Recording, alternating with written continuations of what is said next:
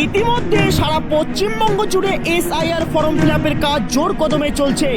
বিএলওরা কর্মীরা বাড়ি বাড়ি গিয়ে ফর্ম বিলি করছেন। বহু এলাকায় ফর্ম জমা দেওয়া প্রক্রিয়া শুরু হয়ে গেছে। আর ঠিক এরই মাঝে কোচবিহার কালজানি এলাকায় অভিযোগ 2002 সালের ভোটার তালিকায় যাদের নাম না থাকলেও ওই বছর তারা ভোট দিয়েছেন। বিক্ষোভকারীদের দাবি তারা রাজবংশী পরিবারভুক্ত, তাদের পূর্বপুরুষ বহু প্রজন্ম ধরে এই এলাকাতেই বসবাস করে আসছেন। তবুও 2002 সালের ভোটার লিস্টে দ্বিতীয় সংস্করণে তাদের নাম না খুঁজে পাওয়া যাচ্ছে না। বর্তমানে এসআইআর ফর্ম ফিল আপের ক্ষেত্রে 2002 সালের সম্পূর্ণ ভোটার তালিকাকে ভিত্তি মানা হচ্ছে।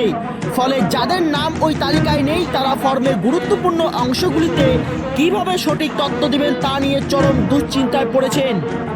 এই পরিস্থিতিতে প্রতিবাদ আজ কালজানি বাজার চত্বরের টায়ার জ্বালিয়ে বিক্ষোভে নামেন স্থানীয় বাসিন্দারা।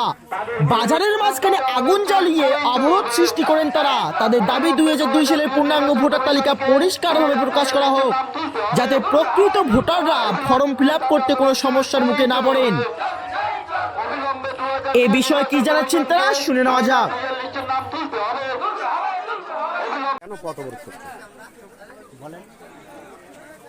আমার 2002 সালে ভোট আমরা দিয়েছিলাম, এইখানকার আমরা বাসিন্দা রাজবংশী খোদ, আমাদের কেন নাম নাই? আমাদের কেন নাম নাই? এই আমার যে মেয়ে তো ডকুমেন্ট নিয়ে গেছে, ওখানেও দেখা না, মোবাইলে দেখায় না। ওখানে কত বড়টা কেন করলেন আজকে? তাহলে আমার কি হবে এখন? সমস্যা, আমার বাপ ঠাকুরদা এখানকার বাসিন্দার,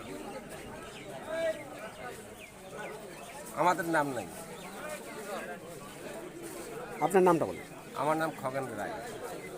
মানে কিসের জন্য পথ অবরোধ করছেন যদি একটু বলেন? আমাদের এখানে 2002 সালের ভোটার লিস্টে আমাদের মোবাইল আপলোড হচ্ছে না 717টা ভোটারের, এবং সেই প্রতিবাদে আমরা DM office, SDO office, BDO office, নির্বাচন কমিশন সবাইকে আমরা আমাদের ডেপুটেশন দিয়েছি, আমাদের আশ্বাস দিয়েছিল।